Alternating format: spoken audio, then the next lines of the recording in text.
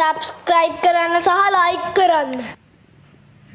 පුතේ ඔන්න දැන් ඊළඟ ප්‍රශ්නේ මිනිසුන් 12කට වැඩක් නිම කිරීමට පැය. ඔන්න ඉස්සලා කලින් එකේ තිබුණේ දින ගාන. දැන් මේකේ තියෙන්නේ පැය ගාන. පැය 5ක් ගත වේ.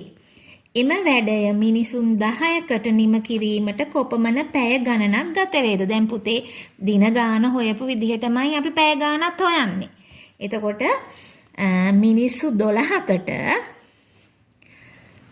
මිනිසුන් 12කට යන පැය ගාන පැය 5යි. එහෙනම් අපි බලනවා එක්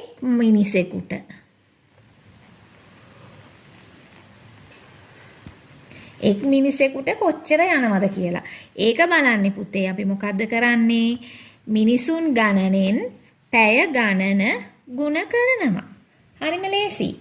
කීයද එතකොට? 5 2 10න් බිඳුව දැම්ම එකක් ඉතුරුයි. 5 1 5යි 1යි 6යි. එක් මිනිසෙකුට ඔන්න 60යි. ඔන්න දැන් ලේසි. මිනිසුන් 10කට කොහොමද කියලා බලන්න අපි මොකද කරන්නේ?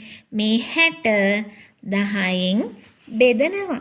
හරිම ලේසි. 10ට 60ට 10 ඒවා 6යි. ඔන්න පුතේ ආවා උත්තරේ මිනිසුන් 10කට පැය 6ක් යනවා.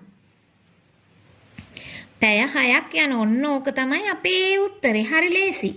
කලින් එක විදිහමයි.